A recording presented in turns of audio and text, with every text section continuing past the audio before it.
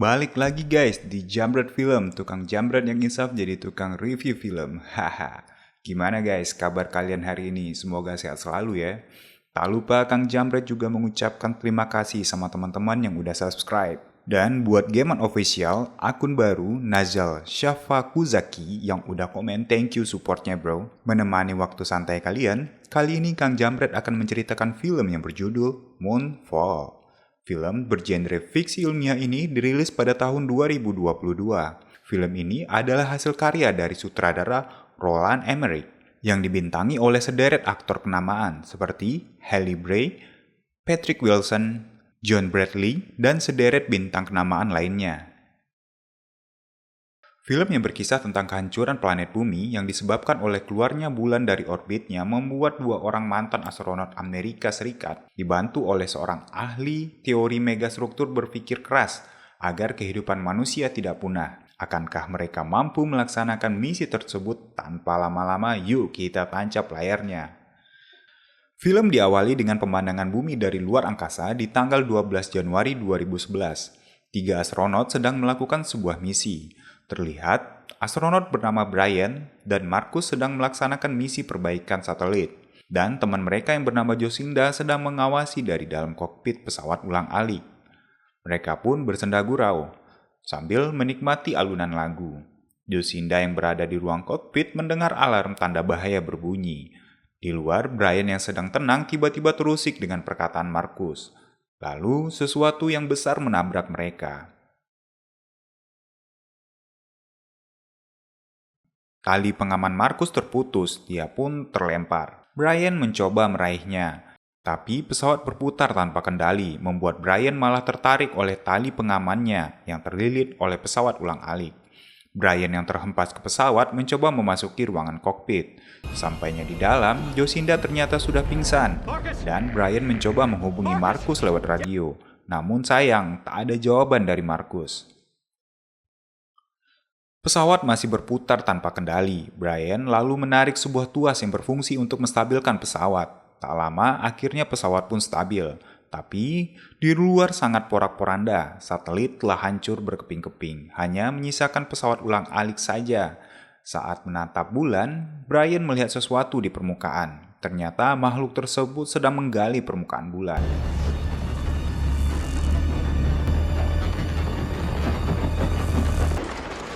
Berlanjut ke 18 bulan kemudian, tepatnya di kediaman Brian yang sedang melakukan pindahan rumah, terlihat Sony dari anak Brian sedang serius menonton rekaman persidangan ayahnya.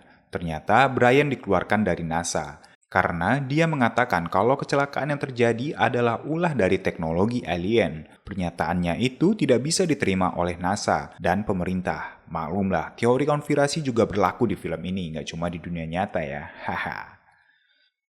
Melompat ke 10 tahun ke depan, di sebuah Universitas California Iruni, tepatnya di Universitas Astronomi, Casey, sang penganut aliran megastruktur, sedang menyamar sebagai tukang cleaning service.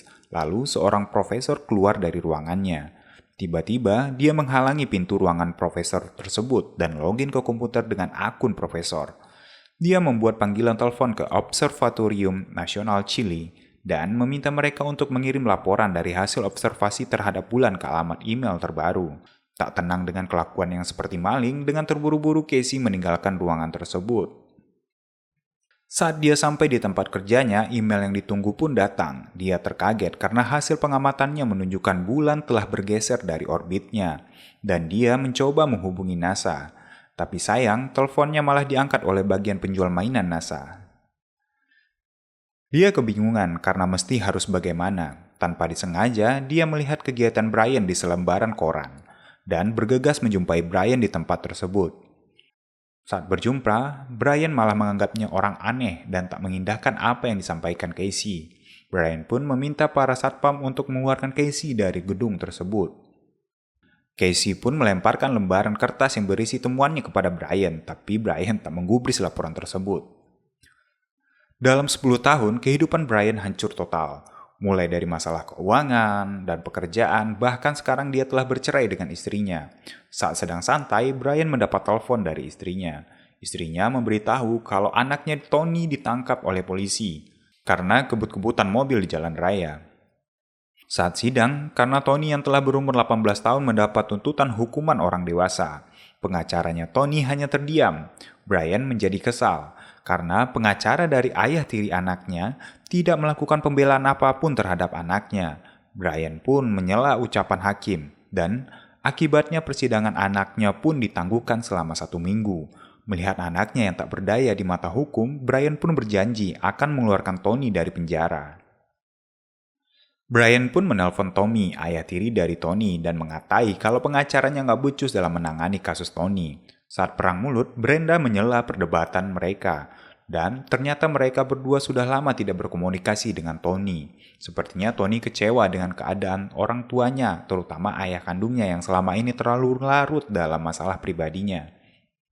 Scene berpindah ke markas NASA. Ternyata NASA telah mengetahui kalau orbit bulan telah bergeser. Di sini, Jocinda dan Albert sedang mendengarkan laporan dari bawahannya kalau bulan telah memasuki orbit elips, yang mana setelah bulan mengelilingi bumi sebanyak 3 kali dan memasuki batas Roche, bumi akan berada dalam kondisi terancam.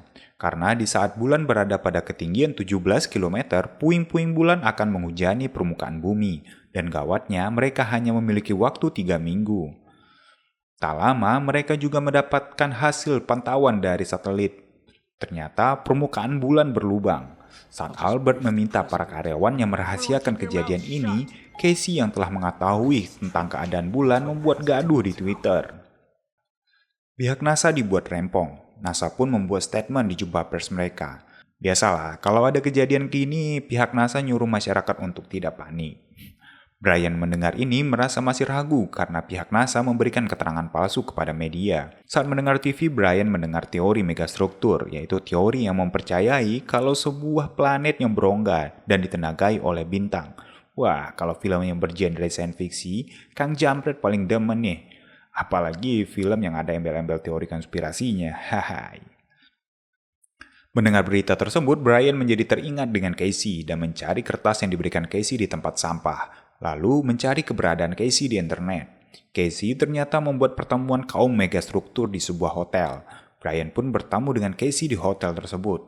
Brian yang penasaran bagaimana Casey bisa tahu dengan keanehan bulan, malah mendapat jawaban teori megastruktur. Casey yang kesal melihat ekspresi Brian juga bertanya kenapa dia mau mencari jawaban dari Casey.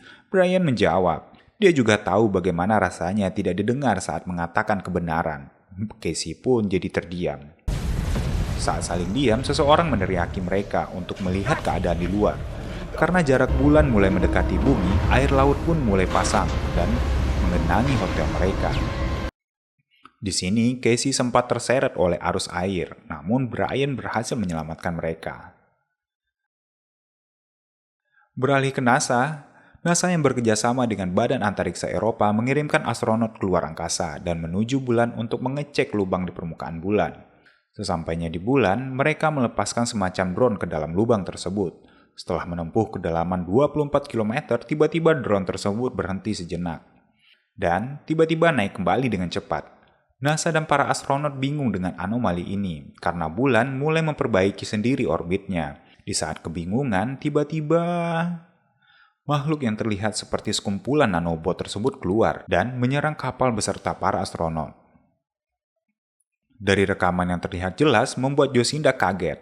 Albert yang melihat kejadian tersebut malah keluar dari ruang kontrol dan bergegas menelpon istrinya untuk mengungsi. Jocinda yang heran dengan kelakuan Albert menanyakan apa yang harus dilakukan.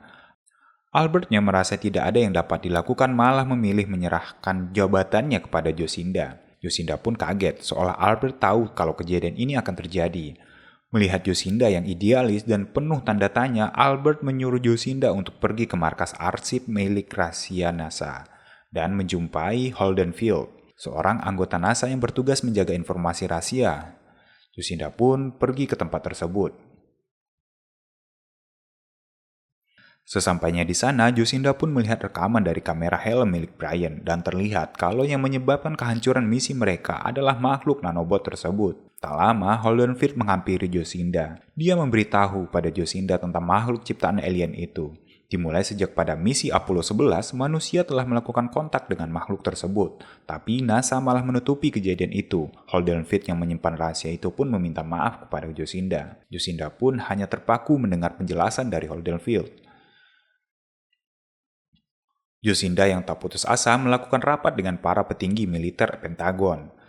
Saat rapat, Josinda yang tidak memiliki solusi dengan masalah ini malah dikacangin oleh para petinggi militer dan pihak militer lebih memilih opsi nuklir. Doug, yang adalah mantan suami Josinda, meminta Josinda lebih memikirkan anaknya dan ikut dengannya ke bunker di Colorado. Josinda yang idealis pun menjawab kalau semua yang dilakukannya adalah untuk masa depan anaknya. Benar juga ya, kalau dunia hancur toh nggak ada artinya juga dia jagain anaknya. Sesampainya di rumah, Michelle dan anaknya Josinda bersiap pergi ke Colorado. Michelle yang tinggal dengan Josinda bertanya apakah mereka akan diperbolehkan masuk karena Michelle hanya mahasiswa dari program pertukaran pelajar. Josinda pun berkata, "Don't worry, semua telah diatur." Anak Josinda pun bertanya, apa Josinda tidak mengirimkan pesawat ke bulan? Josinda yang bingung karena Amerika saat ini sudah mempensiunkan semua pesawat ulang-aliknya. Tanpa sengaja, Josinda melihat anaknya memegang sebuah mainan pesawat ulang-alik. Josinda tersadar kalau pesawat itu ada di dekatnya, tepatnya di museum.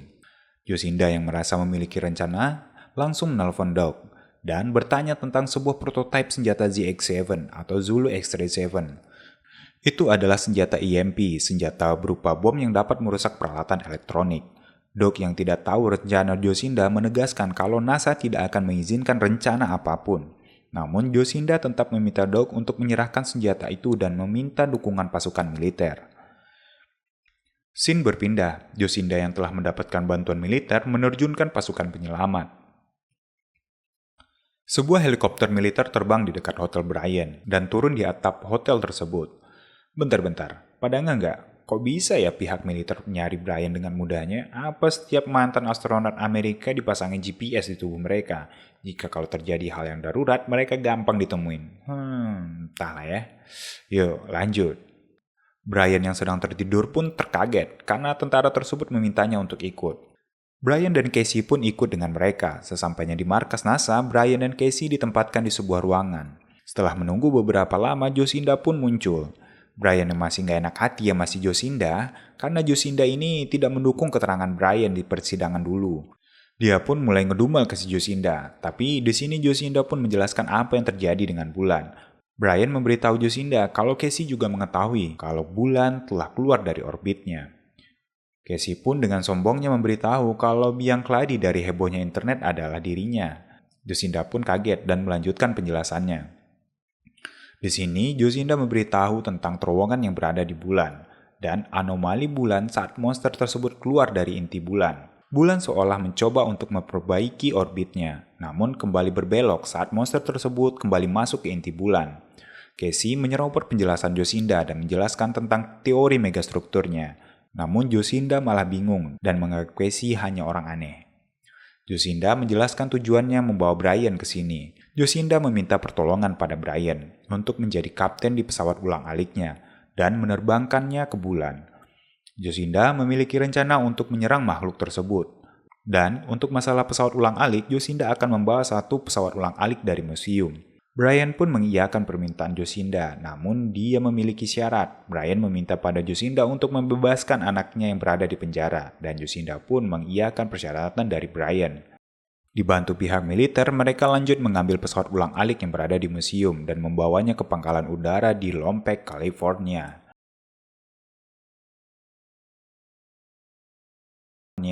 Tak lama, sebuah helikopter pun mendarat. Letnan Kolonel Reed dan Kapten Avery mendarat membawa bom EMP ZX-7. Kapten Avery menjelaskan bagaimana cara kerja bom tersebut. Tak lama, anak Bryan datang dibawa oleh para tentara. Bryan sangat senang dan bahagia melihat kedatangan anaknya. Tony yang mengetahui kalau Bryan akan menjalankan misi kembali dengan NASA menjadi marah pada ayahnya karena Tony tahu kalau sejak kejadian pemecatan itu ayahnya sangat membenci NASA. Saat sedang sibuk mempersiapkan misi, tiba-tiba gempa bumi terjadi. Gempa yang terjadi karena anomali bulan telah mengakibatkan pendingin roket pesawat ulang-alik tersebut rusak. Brian yang merasa berang pun ngedumel, ditambah dengan keputusan dari Jocinda yang malah memerintahkan evakuasi semakin membuat Brian berang dan meninggalkan Jocinda. He's no longer an option. Thanks for bringing me here. May I have everyone's attention? Saat Jocinda masuk ke ruang kontrol untuk menjemput anaknya, Casey dan karyawannya masih di dalam ruang kontrol. Jocinda pun menyuruh mereka untuk mengevakuasi diri mereka. Namun mereka tak mengindahkan. Casey memberitahukan perhitungannya yang terbaru, dan perhitungan tersebut memungkinkan mereka untuk lepas landas dengan 2 mesin, dengan memanfaatkan gravitasi dari bulan. Mendengar hal tersebut mustahil, Jocinda yang awalnya tidak percaya, namun setelah melihat simulasi dari komputer, Jocinda pun mencari Brian. Brian yang awalnya ragu dengan rencana ini, namun karena tidak memiliki pilihan lain, Brian pun menyetujui rencana ini.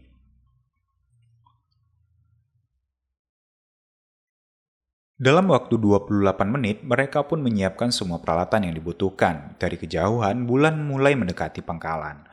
Mereka pun menyalakan mesin pesawat dan langsung berusaha lepas landas dengan hanya mengandalkan 2 mesin roket. Air pun mulai tertarik oleh gravitasi bulan. Bak macam tsunami, air laut menciptakan gelombang yang tinggi. Mereka berlomba dengan waktu, yang pada akhirnya mereka bisa terlepas dari air laut. Masalah belum selesai. Karena mesin yang mereka gunakan hanya 2 buah mesin roket, mereka mengalami masalah dengan daya dorong. Setelah melepas semua tangki bahan bakar, mereka pun berhasil memasuki lapisan atmosfer paling luar bumi dan terlepas dari daya tarik gravitasi bumi. Mereka pun menuju stasiun bahan bakar luar angkasa. Setelah selesai mengisi bahan bakar, mereka bersiap karena bulan mulai mendatangi mereka. Setiap perangkat alat elektronik di pesawat harus dimatikan. Mereka pun menjalankan pesawat dengan cara manual. Karena navigasi yang sudah dimatikan, mereka pun menabrak puing-puing bulan dan membuat sirip pesawat patah. Akhirnya, mereka bisa mencapai lubang yang berada di permukaan bulan. Setelah berada di atasnya, Brian menerbangkan pod ke arah lubang tersebut, lalu mulai melepas rover yang berisikan bom BMP. Brian pun kembali ke pesawat dan menunggu monster tersebut muncul. Setelah menunggu beberapa saat, monster tersebut pun muncul dan naik ke permukaan. Keanehannya pun mulai terjadi. Makhluk tersebut tidak melakukan pengerusakan terhadap rover dan malah mendekati mereka. Tanpa pikir panjang, Brian yang memegang remote detonator bom pun langsung menghancurkan remote tersebut. Namun makhluk tersebut tidak juga menjauh dari mereka. Brian yang teringat dengan HP Casey langsung menghancurkan HP Casey. Akhirnya monster tersebut menjauhi mereka dan masuk kembali ke inti bulan.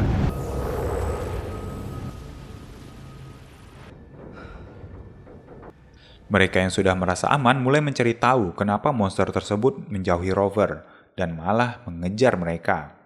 Ternyata monster tersebut telah diprogram untuk membunuh kehidupan organik yang berada di lingkungan elektronik. Agak belibet ya, tapi ya kayak gitu deh penjelasannya. Makanya si monster tidak mengindahkan rover, karena si monster tidak mendeteksi kehidupan organik, yaitu manusia di dalamnya, dan malah mengejar pesawat ulang-alik, yang mana di dalamnya ada manusia dan 2 alat elektronik yang aktif. Setelah mengetahui hal tersebut, mereka juga harus berpacu dengan pihak militer yang akan menggunakan opsi nuklir. Mereka pun memutuskan untuk mengejar monster tersebut dan masuk ke dalam inti bulan.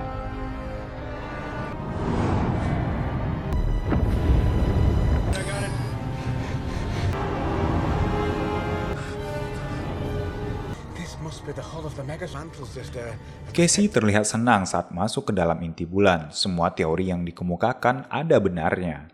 Bulan ternyata adalah megastruktur bertenaga bintang. Melihat inti bulan yang seperti mesin gyroskopik, mereka sangat terpana. Usai dengan kegaguman, mereka pun mulai berpapasan dengan monster. Saat sedang bersiap melakukan opsi bunuh diri, tiba-tiba pesawat mereka berbelok. Seakan dihack, pesawat mereka diarahkan menjauh dari monster tersebut dan mengarahkan mereka masuk ke ruangan dari mesin inti bulan.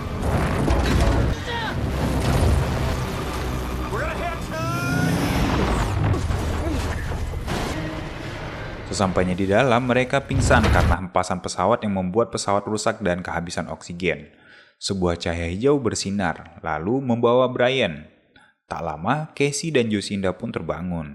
Melihat Brian yang tak ada di kursinya, mereka pun mencari keberadaan Brian.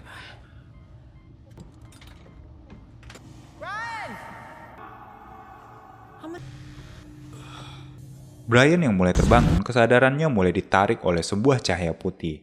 Saat terbangun, dia melihat sosok AI dari sistem operasi bulan yang menyamar menjadi anaknya. Di sini, AI tersebut memberikan pertanyaan-pertanyaan yang bertujuan untuk memastikan Brian adalah manusia yang baik. Setelah AI yakin dengan kepribadian Brian, AI mulai menjelaskan semua yang terjadi. Ternyata megastruktur ini dibangun oleh manusia miliaran tahun lalu. Manusia yang kala itu telah mencapai peradaban yang sangat maju telah mengesampingkan peperangan dan fokus membangun peradaban. Karena saking majunya, AI yang mereka ciptakan untuk membantu kehidupan mereka malah mulai berbalik menyerang mereka. Peperangan melawan AI pun terjadi. Manusia yang dikala itu mulai terdesak membangun banyak planet megastruktur yang ditenagai bintang yang berlimpah, dengan tujuan untuk mencari tata surya yang bisa dihuni. Karena AI tersebut memiliki program yang hanya bisa menghancurkan kehidupan organik di lingkungan elektronik, para manusia pun mengorbankan diri mereka. Dan dari sebanyak itu megastruktur yang dibangun hanya satu yang lolos dan berhasil menemukan tata surya yang cocok bagi kehidupan. Dan bulan pun mulai menciptakan bumi.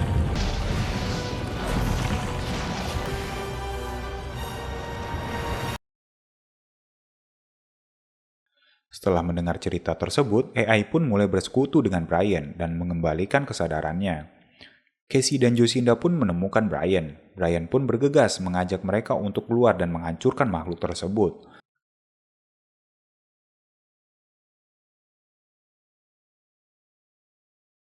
Sesampainya di depan pesawat, Casey dan Jocinda terlihat kaget karena pesawat mereka sudah kembali seperti awal. Ternyata AI di bulan telah memperbaiki pesawat mereka. Mereka pun memulai pertempuran, aksi kejar-kejaran pun terjadi. About 10 minutes left and then the military is gonna launch, so if we're gonna... The moon's core. I got a plan. I see it.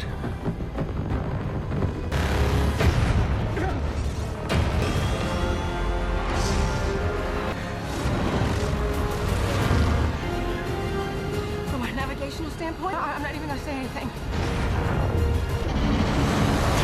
Here we go again! Holy! More spaceships, people! Brian terus memancing makhluk tersebut dan mengarahkan pada pesawat-pesawat tempur yang ada di dalam inti bulan.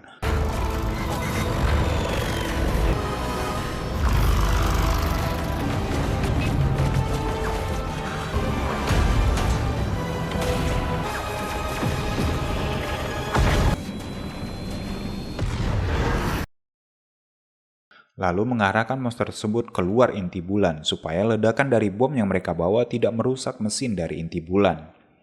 Di perjalanan, Brian yang memutuskan akan melakukan aksi heroik berdebat dengan Jocinda. Namun, diam-diam Casey memasuki rover. Brian yang kaget melihat lampu indikator pintu rover tertutup langsung mengejar Casey. Di sini, Casey merasa sangat senang. Dia bangga dengan dirinya yang ternyata selama ini benar. Dan menganggap Brian orang yang paling dia hormati karena hanya Brian seorang yang mau percaya dengan apa yang dia katakan. Rover pun dilepas.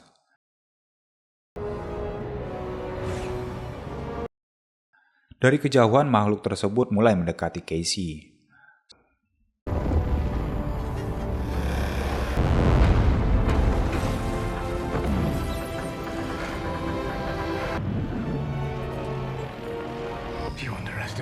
Di saat yang tepat, Casey pun meledakkan bom EMP tersebut. Brian dan Jocinda terlempar keluar. Ternyata bulan sudah berada di dekat dengan bumi. Pod pun mengembangkan parasutnya dan mereka pun selamat. Karena monster tersebut telah hancur, bulan pun kembali memperbaiki posisi orbitnya. Dan karena permukaan bulan telah terlepas selama memasuki atmosfer bumi, sekarang bulan mempunyai wajah yang baru. Kembali ke bulan, Casey yang telah meninggal tiba-tiba terbangun. Ternyata AI bulan telah men-scan kesadaran Casey. Casey pun terlihat senang, dan film pun berakhir. Oke, terima kasih udah nonton di Jamret Film. Semoga menghibur ya guys. Dan kalau kalian suka, silahkan diklik tombol subscribe-nya dan jangan lupa diklik juga tombol loncengnya juga ya, sama like and share-nya juga, supaya kalian bisa dapat info uploadan terbaru dari kami. Oke, terima kasih, see you, bye-bye.